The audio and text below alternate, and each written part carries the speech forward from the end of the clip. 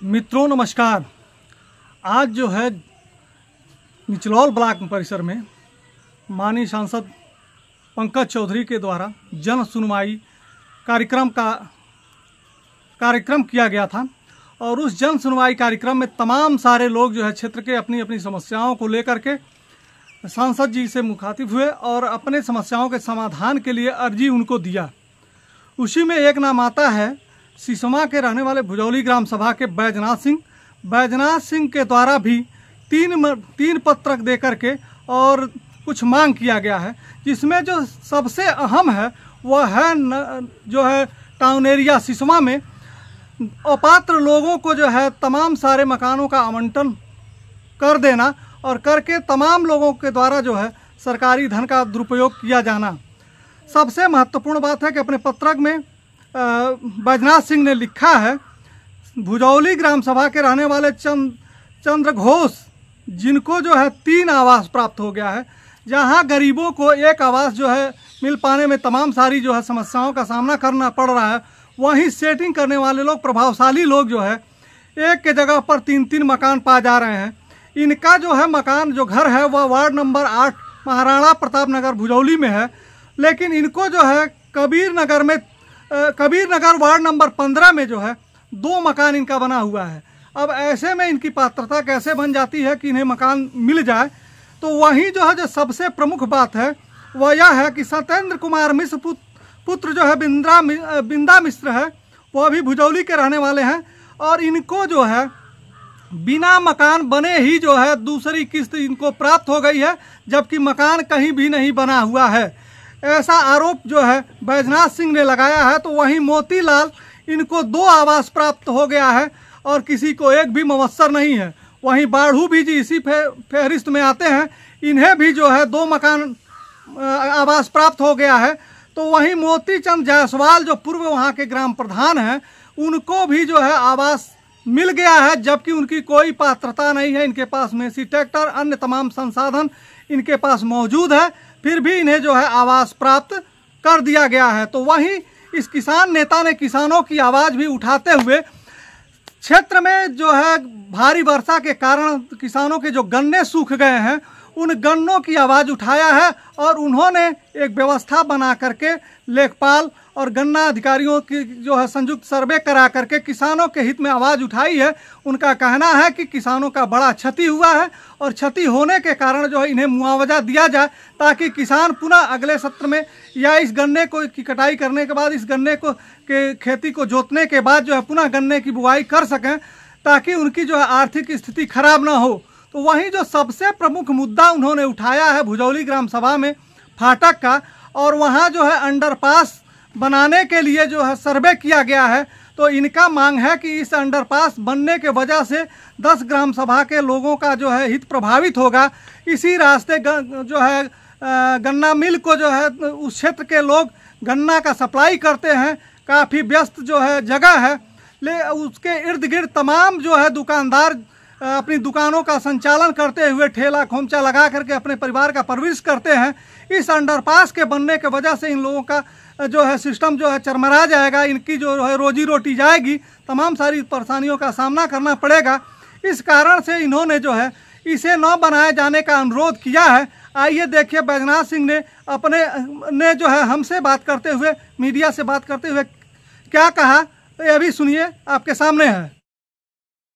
क्या नाम है आपका और क्या समस्या लेके मंत्री जी के पास आए थे?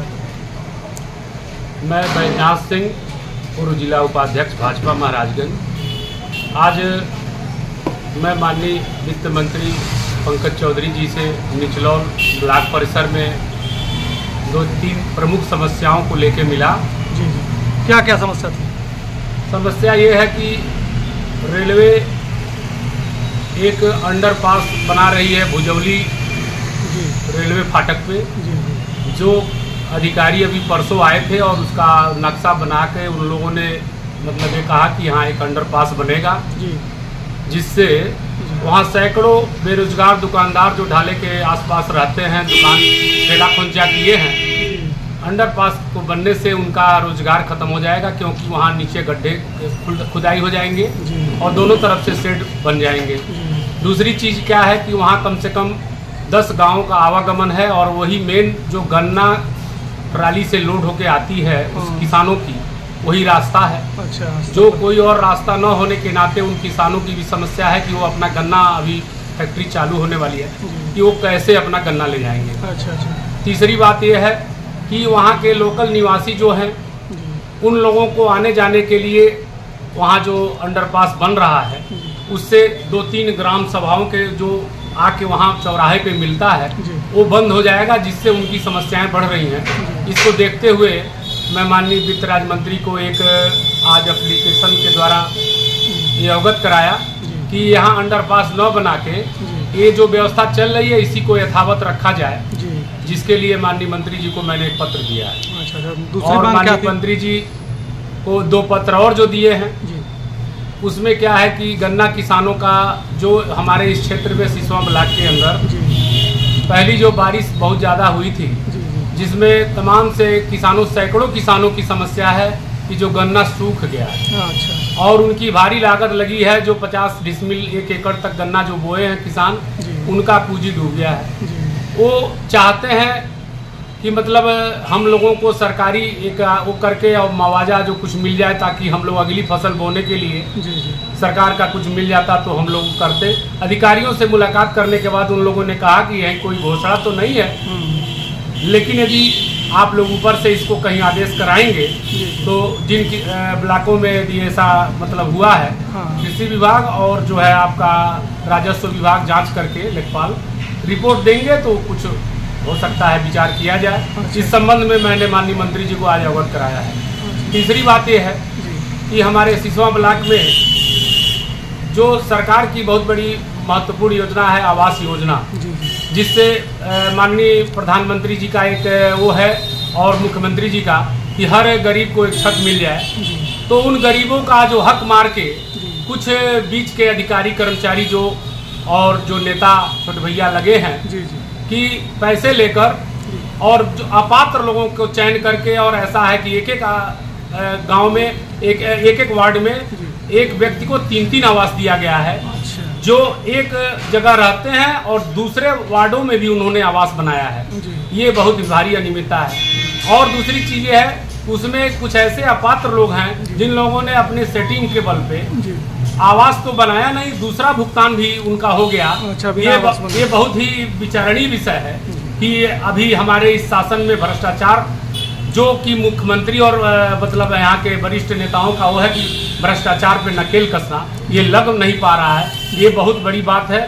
जो इसके आड़ में जो अधिकारी ये खेल कर रहे हैं उनके ऊपर सख्त से सख्त कार्रवाई होनी चाहिए।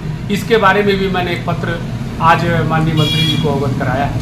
अब इस पर माननीय मंत्री जी का जो मतलब हम कहेंगे और बार बार आपको करेंगे कि इस पे कार्रवाई करावें, ताकि ऐसे मतलब कुचक रचने वालों के ऊपर कार्रवाई हो और पात्रों को कम से कम इन योजनाओं का लाभ मिल सके। आज इसी संबंध में माननीय मंत्री जी से मैंने मिला।